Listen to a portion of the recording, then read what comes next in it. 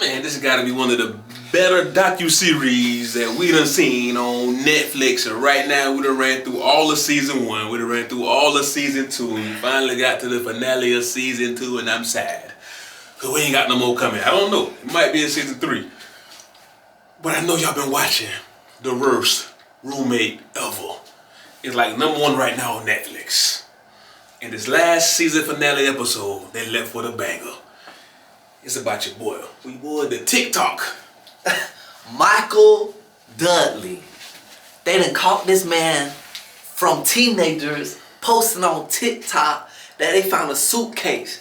And they laughing. They don't even know what they found because they laughing in the videos like, I hope it's some money in the suitcase. And then they get closer to it. They walking along a beach and it's on the rocks. And they're like, it smells pretty bad. And then they're laughing like it might be a body, and then they call the police and say, hey, we found a bag, can we open it? It stinks really bad. It might be food, it might be a person in there, and it's in a suitcase. They opened that suitcase and found some body parts. But that's really how that story unfolded. Let's take it back to where we still folded with Mr. Michael Dudley. Once again, it's called The Worst Roommate Ever, and it's a straight docu-series about the worst roommate ever. Straight Merkles unaliving they roommates. But Michael Dudley was a strange case, you know what I'm saying? You could go on there TikTok and type in Michael Dudley. 63-year-old man. White dude, he had white hair, you might think he one of these nice dudes, you know what I'm saying? But he was bugged out from the beginning. Like to just rent his rooms out in his house. As an Airbnb. But as one of those weirdos live-in Airbnb, the ones I'm used to, I rent out your crib and you're gone. But no, he renting out a room as an Airbnb, so he always deal with you. And that's, I don't know, that for me already is a red flag. Like, I ain't, you know what I'm saying? But let's go right into it. I can't remember the lady name, but she was from Switzerland. Yep, Switzerland. She got a job interview over here in the States, in America, up in there in Seattle, Washington. I believe she was a psychologist. Yep, she was. Actually was one. So she got this job interview. So she needed somewhere to stay to get to and fro that job interview in Seattle, Washington. So she went on. And he stayed close to the airport. That's why she chose him. And he had good reviews from past guests at his Airbnb staying room, and he had a good price. And so forth, so forth. And plus, he was also dog friendly. He had a dog that's important now. that he loved, so she was like perfect because she had 2 dogs, Mrs. Salt and Mrs. Pepper. So she took the airplane, got over here, blase. She got here, everything was fine. She met the man. She was like cool, but when she actually got there, the place she needed to be at was like what, like an hour drive. For the interview, yeah. For the interview, so she was like, hey, I gotta leave now, whatever, take a taxi. She like, no, the dude was so nice. No, ma'am, I would take you there in the fro. You know what I'm saying? Took her to her interview. She was like, what? So she was like, he's like the greatest guy on this earth. She hit a lick. She hit a lick. I got his room for the low. He's gonna be my transportation for free. Yeah. And he loved dogs. He loved his dogs. He loved my dogs. The dogs liked each other. And it was cool. So they went, do their thing. Nothing like that, but they went blase. The first episode of him looking like he's crazy though. They was walking their dogs and they just got carried away in the conversation, and then all of a sudden they're like, where's your dog at? His dog is nowhere to be found. Or turn around, next thing you know, he's getting a call on the phone. Someone ran over his dog. He panics, freaks out. It's an accident. This is, very disturbing because instead of burying the dog, he slept with the dog's body for 3 days and then put the dog's body in the freezer for a whole month. He just was not ready to let go of his dog. So she knew, from her psychology background, that it's hard to lose someone, and she loves her dog so much, even though she admitted she would never have done nothing like this. She gave him the benefit of the doubt. She understood him. She was like, I understand, boom, boom, boom, but you got a dog in your freezer. Yeah. So whatever went wrong with that situation, I don't know if she got the job or not, she actually went back to where she was from or to somewhere else. She wasn't staying there no more. But I want to say months later, like a year later, something happened to one of her family members. Not a couple months later. A couple months later, I guess her father got either sick or he passed away. in Oklahoma. At first, he was just sick, but it eventually led to him passing away. But she went over there for like his last couple months. She was gone for almost 2 whole months. Yeah, so she needed to come back to the States with somewhere to stay so she could deal with these family arrangements. So she somehow got back in contact with Mr. Michael Dudley. Nah, she stayed in contact with him every day. They did talk. She'll call him every day, once a day, just to check in on her dogs, because he was responsible for her dogs. Remember, she left completely from Switzerland. Yeah. She left completely from his home, but then she came back. She had to come back. She was gone for a while and they wasn't talking. They were like done. But when she left and went back home, then when she had a family problem and she needed somewhere else in the States to stay. And also for her dogs to stay. Yeah. So she was like, oh, I got a great idea. Michael Dudley. So she called him, do you have a room available? And he was like, yeah, blase, blase. Also, I might need to leave my dogs there. Can you care for them? He was like, of course, I will do all that. That's what brought her back to the States. Okay. I don't know if she got that job or not the first time, but it don't matter. But after brought her back to the States to be with him. And that's when she finally seen the other 2 roommates, Austin and Jessica. Okay, when she got back, she was like, okay, this is weird. He's hanging with more street type people. Yeah. You know what I'm saying? Let's keep it 100. They young and they're meth heads. They junkies, man. And if you know like we know, you can read somebody and know that they're getting high on something. And she noticed a few things like there's a lot of cars coming through here. There's a lot of car radios, speakers, and just stuff to do with cars coming through, but it's none of her business. She said, okay, well, I gotta go. Keep my 2 dogs. I will be back as soon as I can. So when she went to Oklahoma to be with her family, she was calling every day to check on him, check on the dog, you know, just talk, have good conversation. But then one particular day, he actually texted her, hey, salt and pepper are gone. Someone left the gate open. He was like, what the? You know what I'm saying? She was like, hold on. Panicking. Yeah, can you please find them? He said, I'm going to try every day. Personal opinion. Them 2 junkies sold her dogs. Personal opinion. That's what I first thought too. Remember, I thought, man, they sold the dogs or something. For meth. But I remember what I was watching. We'll explain why in a minute. Say something ain't right, you know what I'm saying? So the dog, man, she freaking out. He finally hit her up. Days later, like, boom, we found one of the dogs. Because he did blame it on the roommates for the dogs out. They only found one of the dogs because she got in contact with the people that microchip the dogs. Exactly. And they said, we're only picking up one of the animals. Exactly. So she sent the location to him. They went to the house and picked up the dog. And he sent a little video of the dog being happy. But it was only one. It was only one, so her little trip to Oklahoma was finished, and now she's coming back to where he at to get her stuff, get her dog, and then go back to wherever she was coming from. So she get back, she's like, well, at least I got one of the dogs, but she's still looking for this other dog. One particular night, she at the table eating some soup. December 19th. Minding her business, chilling. 2019. That's when she came back. Came back just chilling. She said this dude walked in. He had a chicken coop on the side of his house. He walked in with one of the hens in his arms, just staring at her eating her soup. And she kind of like, what the fuck you watching me like this for?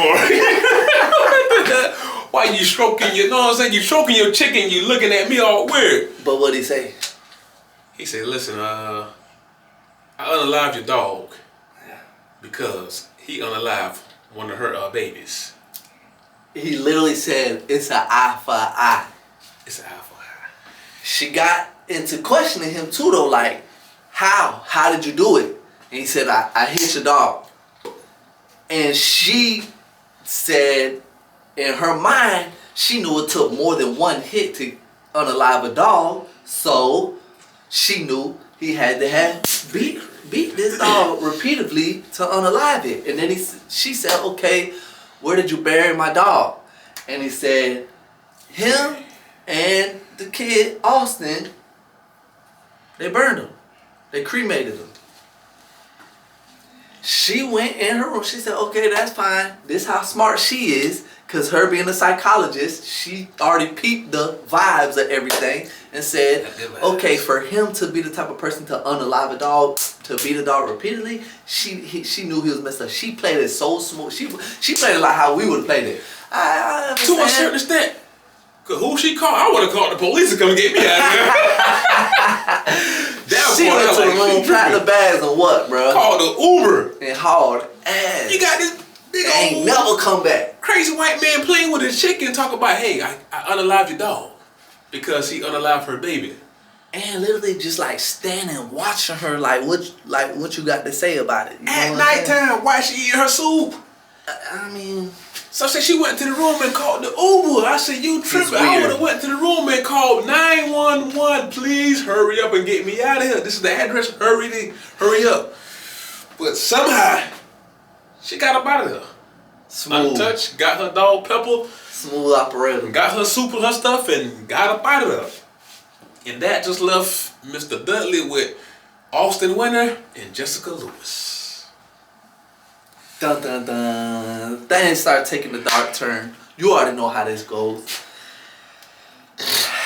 This is when the 19th comes, right?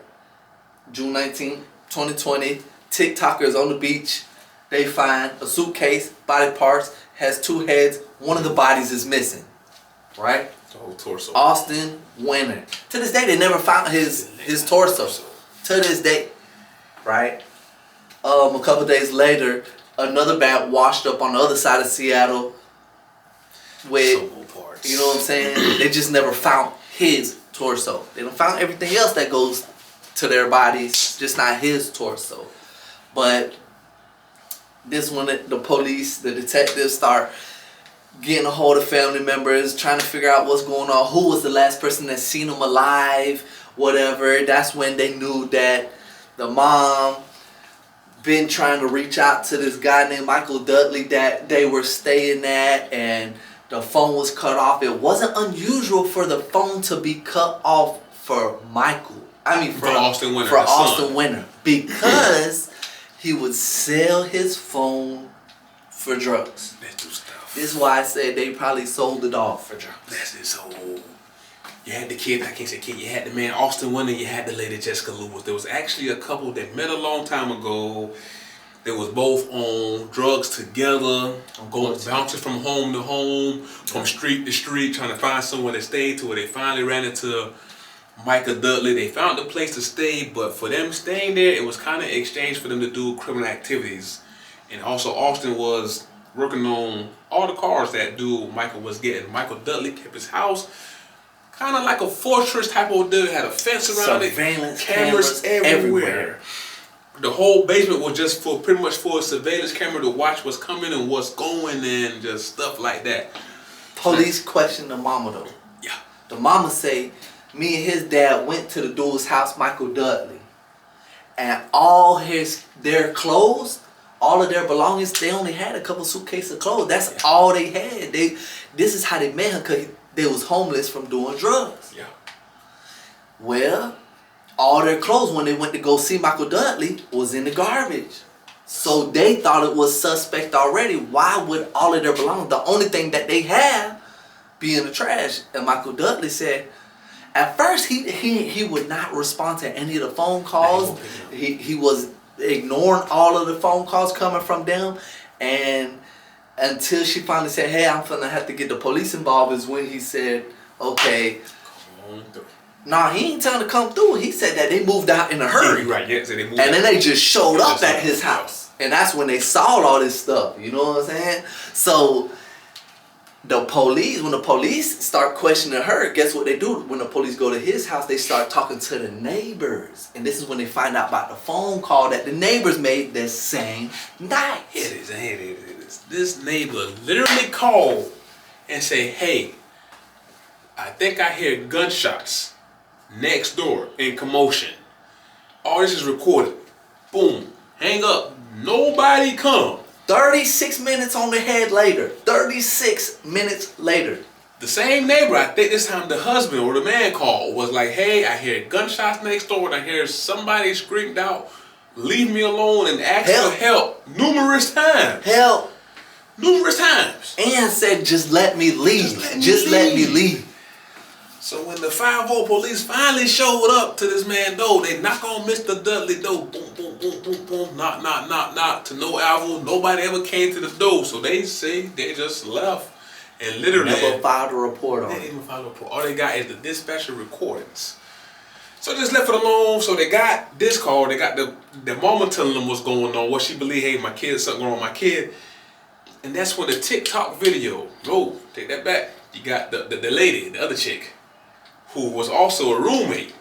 I think she had got hemmed up or something, or whatever happened. She got locked up, already had a criminal history for stealing, prostituting, all different types of stuff. So she started telling like, Which hey. is weird. I gotta say this, bro. Go ahead. It's weird. In the documentary, it sounds like a man, looks like a man, but they say it's a woman, and they say she. That's up for debate, because I don't know. So I'm just going to say what they said, which was she, but I'm not for sure. This is very suspect. It's very, very suspect. I mean, it's very suspect. That's, you know what I'm saying? So she actually tell police like, hey, when I went in there, cause that was gonna be his new roommate. Said she seen a hand. She walked in the wrong room. She walked in the wrong room, basically, cause I guess they slept in the blue room. So the lady with the 2 dogs that cleared it slept in the yellow room. Yeah. I'm assuming. Feel me? That's how they label it. 1 blue, 1 yellow. So she went into the wrong room. Went into the wrong room. There was a bunch of trash, everything closed. The same night now, the same night they got the call, it was just later that night. Because this was at 9 o'clock when this person pulled up. Yep. So the same night the gunshots went off, 9 o'clock that night, this person got there, they were supposed to get their room. I'm assuming, went into the wrong room. It was a bunch of trash. All their clothes was in a pile. Saw a hand of someone's body sticking up. Like this much of a hand sticking out. Closed it, panicked, went and sat on the couch, act like they didn't even go back there. You ain't see nothing. Michael Dudley came out the back room and said, hey, can you drive me to go get some cleaning supplies so I could clean everything up, you know what I'm saying? And then you could get situated in the room, blah, blah, blah, blah, blah, all this other stuff. But eventually, when the police did catch up with this person, and this person was there explaining everything, probably for them to get out of trouble. Yeah. We know this goes on now. People are telling other people to get out of trouble, right? Mm-hmm. Guess what they said? How do you know? Tell us what you know about this person, Baze Swaze. Well, they got gunshots in the furniture. Told the police where the gunshots were. So now the police got probable cause. Like, it's time to go put a search warrant in and see what's going on. And what you saying Michael Dudley said about the guns? Michael Dudley said specifically out his own mouth, their guns couldn't go off, but mine sure did. Popped them. Told that to the suspect. So one of the victims, they was able to finally say, okay, the cause of unaliving was gunshots. But the other victim, torso, still haven't been found. So they still can't confirm that it was gunshot wound as well. But they said, hey, if this one, it had to be the same thing. Man, 2 bodies. They say the whole argument stemmed from, go back. The mama, we missed a major part. The mama started getting suspicious when she finally talked to her son, and the son told her, we seen Michael Dudley doing some suspicious things that we don't think we're supposed to have seen. Bringing a whole bunch of guns into the house. Also, he told his mama he watched Michael Dudley beat a puppy. Yeah. That was that lady's dog. Yeah. He said he seen anything. He told his mom, I don't feel safe. Safe. His mom specifically told the people interviewing her, like, that was when I was trying to tell him, like, you shouldn't be staying there. Get out of there. So he said it for sure. So think about how he probably described that picture to his mama by him beating a little puppy. Think about that. Because she was like, I already knew off rip that wasn't right. Nah. And he called mom and said, listen, I don't feel safe because I feel like we seen something we wasn't supposed to see. And the mama like, did he see y'all see it? He was like, yeah. He was like, yeah. And I guess you know that fateful night, it went down. The story is they got into an argument about unpaid rent. That's a story on Google. Supposedly. If you look it up on Google, it's about unpaid rent, and they were just trying to leave and this and that. But from when you look at the whole thing, it was something to do with criminal activity. It seemed like it was something, just speculating, something to do with criminal activity. They seen too much. They was ready to go, but I can't let you go now. You're too deep in with me. Was it gun smuggling? Whatever it might have been, we don't know, because the neighborhood say, hey, just let me leave. Just let me leave. Can't leave now. But it's all on Google, it's all on TikTok, it's on Netflix, it's Michael Dudley.